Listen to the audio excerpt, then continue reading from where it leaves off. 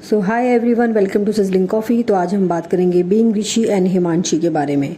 तो हिमांशी ने अपना एक वीडियो डाल दिया है सोशल मीडिया पे।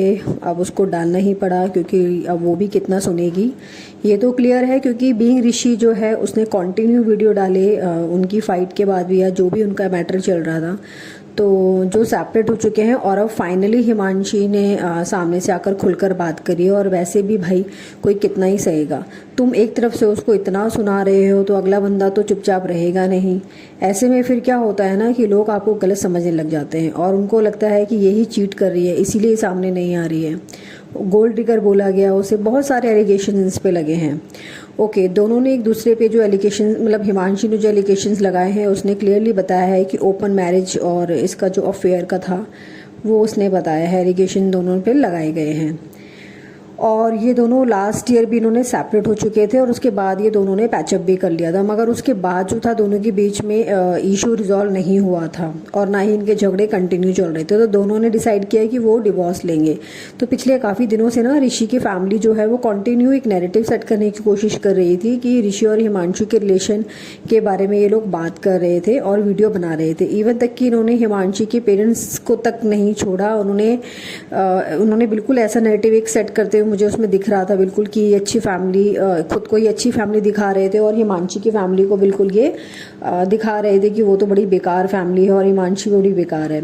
और आपने सही किया यार, चीज़ों को घुमाया नहीं। मैं तो हिमांशी को इसमें चीज़ पे बोलती हूँ कि शी इज़ करेक्ट। उसने चीज़ों को नहीं घुमाया। देखो, उसने पहले कोई भी वीडियोस वगैरह डालने शुरू नहीं किए। सबसे पहली बात, सबसे पहले ऋषि ने वीडियो डालने शुरू किए, ऐसा है वैसा है। जो भी केस के लिए उनको लखनऊ से जयपुर जाना पड़ता था वो उन्होंने डाला। बेटी से ज़्यादा प्यार किया। अगर बेटी से ज़्यादा प्यार किया होता तो इतना वो शायद जाती नहीं। तो उसने क्लियर आके जो था वो सारी चीज़ें बात करी, ठीक है, और सारी चीज़ें बताई कि कैसे था।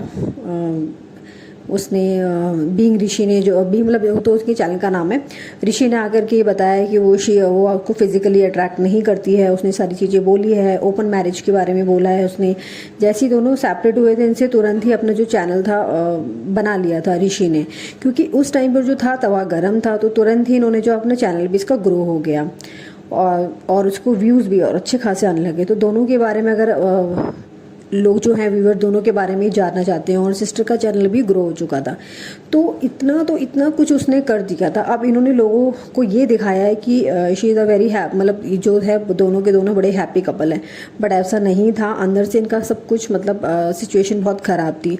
तो लोगों को जानने की इच्छा हुई कि भाई ऐसा क्या हो रहा है, मतलब तो लोगों ने बीइंग ऋषि का चैनल भी देखा, तो जिससे उसके व्यूज़ भी बढ़े। और साथ के साथ जो है इनकी जो इसकी सिस्टर इन लॉ है हिमांशी की, उसके भी चैनल ग्रो हो गया। नहीं तो भाई साहब उसका चैनल तो कभी ग्रो हो ही नहीं सकता था। क्या बकवास बनाती है, कुछ भी नहीं बनाती है। मतलब 1 लाख सब्सक्राइबर होना, आप सोचिए, बहुत बड़ी बात होती है, ठीक है।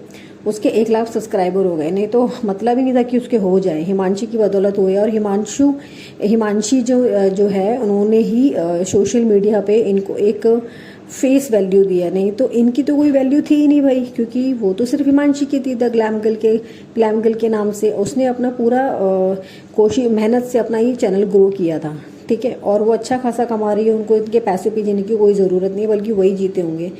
और जो ये ऋषि था ना, इतने बकवास प्रैंक करता था, तो वो जो कि क्लियर दिखता था कि हिमांशी को ये बिल्कुल भी पसंद नहीं है। बल्कि हिमांशी ने ये क्लियर किया कि मेरे ऊपर इतना फोर्स किया जाता था शादी के बाद, मतलब कि वीडियोस नहीं रुकने चाहिए, क्लियर आने चाहिए वीडियोस वगैरह, है ना। तो मैं उस चीज़ों में इंटरेस्ट नहीं लेती थी। जब सिचुएशन, मतलब इन्होंने मुझे इतना मतलब फोर्स कर दिया था कि यूट्यूब चैनल नहीं रुकना चाहिए। उनको सिर्फ पैसे से मतलब था और किसी चीज़ से कोई मतलब नहीं था। तो वो ये सारी अपने पर्सनल चीज़ें जो था वो बिल्कुल भी इस चीज़ में नहीं सोचती थी कि मुझे सोशल मीडिया पे नहीं दिखानी है। बट ये चाहते थे कि ऐसा दिखा करके व्यूज़ वगैरह आ जाएंगे। तो व्यूज़ तो और अच्छे थे, मतलब आ ही रहे थे, वो चाहते थे और आए। तो जो ऋषि और उनकी सिस्टर का एक क्वेश्चन आंसर टाइप का एक वीडियो आया था, जिसमें उन्होंने घर को तोड़ने के लिए बताया था क्या ऋषि का डिवोर्स जो उसकी मम्मी की वजह से हुआ है। तो इस बारे में उन्होंने आंसर देते हुए कहा कि अब ये लोग कंटिन्यू हिमांशु के टॉपिक पर जो है वीडियो बना रहे हैं, तब तक हिमांशु ने कुछ भी नहीं कहा था। अब इन दोनों का जो केस था ना, वो पिछले एक था लखनऊ में चल रहा था। फिर हिमांशी के जो है जो लॉयर हैं उन्होंने इस केस को जो था जयपुर शिफ्ट करने की बात करी थी, जो कि एक्सेप्ट हो गई थी, जिस वजह से अब जितनी भी बार आप कोर्ट की कार्रवाई होगी वो जयपुर में होगी। उसके बाद ऋषि का जो था ब्लॉग आया था कि उसमें वो इस डिसीजन से खुश नहीं था, क्लियर दिख रहा था, क्योंकि कोर्ट की डेट जैसी भी होती है इसमें थोड़ा सा एक तो बहुत चीज़ें लेट होती हैं, एक जेन्युइन प्रॉब्लम है ये तो है। इनको जयपुर आना जाना होगा। अब इसमें काफ़ी चीज़ें इफ़ेक्ट होती हैं, आपका काम इफ़ेक्ट होता है, आपका अगर आप जॉब करते हैं तो जॉब इफ़ेक्ट होता है। हर बार आप चीज़ को डेली आपको ये आना पड़ेगा, आपका डेली की चीज़ें इफ़ेक्ट होती है। उसके बाद ऋषि ने एक वीडियो डाला जिसमें हिमांशी का नाम नहीं लेकर के उसने क्लियर पता चल रहा था कि वो हिमांशी अपना और अपनी बारी कहानी बता रहा है, बट उसमें वो चीज़ें बताता है कि ऐसे है वैसे है, हस्बैंड वाइफ के बीच में सारी दिक्कतें आती हैं, लेकिन अगर लड़की जो है वो सारी चीज़ें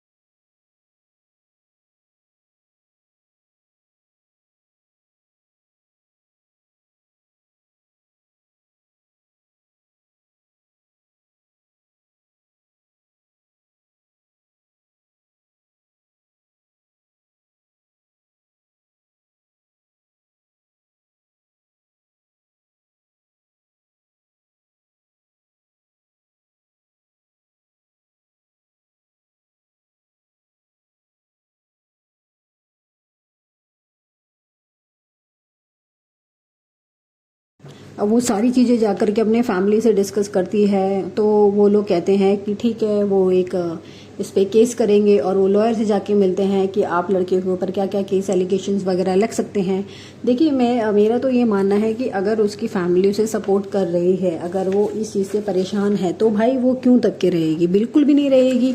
वो कोई वैसे तो है नहीं कि वो आप पे डिपेंड है, ऐसा भी कुछ नहीं है, और कोई डिपेंड हो या ना हो, she is the independent girl, उसका पूरा राइट्स है कि अगर उसको चीज़ें लग रही है कि चीज़ें सही नहीं चल रही है और बहुत सारी चीज़ें हो चुकी है, 4 साल से वो सह रही है, तो वो बिल्कुल ये सब चीज़ें कर सकती है, उसके ऊपर पूरा राइट्स है वो चीज़ करने का। अब देखिए जो बात आती है ओपन मैरिज की, इसमें कहाँ से आप मेरे को बताइए यार, कौन करता है इस तरीके की बातें, हस्बैंड वाइफ। वो कहती है कि इसने मेरे से ओपन मैरिज के लिए हर बार मतलब बोला है, कौन करता है भाई साहब ऐसे? तुम अपने आप को इतना संस्कारी दिखाते हो, कहाँ से मुझे दिखता है कि यार संस्कारी हो आप? हर चीज़ के लिए आपने एक वीडियो बनाया है। हिमांशी ने ऐसा कुछ नहीं किया, हिमांशी ने अभी आकर के वो सारी चीज़ें डाली हैं क्योंकि अब बहुत ज़्यादा हो गया था। उसने क्लियर बोला कि मैं 4 साल से थक चुकी हूँ चीज़ें सुन के।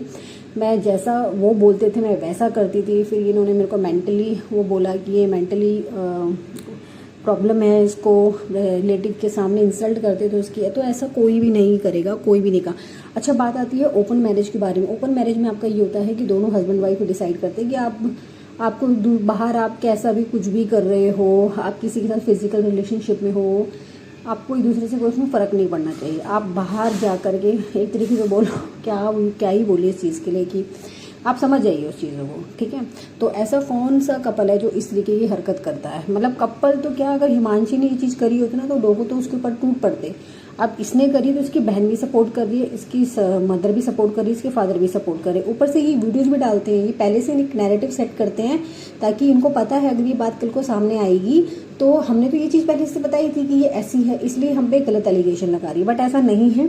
इसके मैंने देखे हैं ये लड़का बहुत ज़्यादा मतलब स्क्रिप्ट पढ़ करके सारी चीज़ें बोलता है, इसे क्या बोलना है क्या नहीं बोलना है ये सब पहले से तैयारी करके बैठा। एक होता है कि आप चीज़ें देखते हो, समझते हो और बोलते हो, है ना। ये है कि ये स्क्रिप्ट बनाता है भाई साहब पहले अपनी, ठीक है। तो ऐसे कौन करता है? 6 मंथ में इसके टूर लगते हैं, उसने बताया, ठीक है। और वाइफ के साथ नहीं जाता है, तो उसने पूछा कि आप क्यों नहीं गए, तो फर्स्ट टाइम कहती शी एग्री कि मुझे थोड़ा सा स्पेस चाहिए, ओके। तो फर्स्ट टाइम में ये मान गई कि भाई ठीक है, बट कहती है हर 6-6 महीने में कौन जाता है भाई, 10-10-12 दिनों के लिए बाहर रहो। अगर यही चीज़ हिमांशी करे 10-10-12 दिन के लिए जाती है, थाईलैंड घूम के आ जाएगी, तो फिर लोग तो ऐसे इसकी धज्जियाँ उड़ा देंगे। तो ऐसा नहीं होना चाहिए। अब इसने ये चीज़ क्लियर बोली है कि तुम मुझे फिजिकली अट्रैक्ट नहीं करती हो, मुझे और जो औरतें हैं बाहर जो हैं मुझे वो अट्रैक्ट करती हैं, इसीलिए ऐसा इंसान ही ओपन मैरिज के बारे में बात करेगा। और कोई ऐसा नहीं होगा हस्बैंड जो इस तरीके की बातें करेगा कि मैं बाहर जाऊं या ऐसा करूं वैसा करूं, तुम भी ऐसा कर लो, इनको कोई इफेक्ट नहीं होता। जब प्यार ही नहीं है तभी तो ये सारी चीज़ें हो रही हैं। 4 साल तक उसने बोला कि मैंने जो था कुछ बताया नहीं, बट अब पानी सर के ऊपर हो चुका है। मैंने इन्हें 6 से 7 लाख ये कमा लेती है आराम से, जहाँ तक इसको महीने के ब्रांड्स वगैरह से, क्योंकि इसका नाम ऑलरेडी है, इसने अपने चैनल से अपना नाम बनाया हुआ है, इजीली ये कमा लेती है, ब्रांड से कमा लेती है, व्यूज से कमा लेती है। तो इसको इनकी वीडियोस चलाने की या इनको लेने की भी जरूरत नहीं है, तो भी वो कमा लेगी, उसमें ऐसा कुछ नहीं है। बल्कि यही उनके पैसों पे पल रहे होंगे, तभी इन्होंने ऐसी हरकतें करी हैं। ठीक है, तो मुझे ये हमेशा ही जो था हमेशा किचन में दिखती थी। बताओ, इतने पैसे कमाने वाली भी जो लड़की है वो हमेशा किचन में दिखती है, काम करती है। भाई अगर पैसे इतने होते हैं तो तुम दूसरी मेड वगैरह भी रख सकते हो काम करने के लिए, बट नहीं, वो दिखती थी और करती थी। और ये लोग उसको पागल साबित करने पे लगे रहते। अपने रिश्तेदार लोग ऐसा बोलते थे कि मेंटली डिस्टर्ब है, ऐसा है वैसा है। और हाँ, बीइंग ऋषि, ये जो ऋषि है इसने अतुल का केस अपने फादर के, मतलब अतुल सिंघानिया का जो भी अतुल सुभाष का जो केस हुआ था, अपने फादर के साथ डिस्कस किया बैठ के कि बताइए, और तो कितनी सारी बातें सुनी जाती है, और औरत जो है एलिगेशंस लगा देती है, ऐसा कर देती है, वैसा करती है।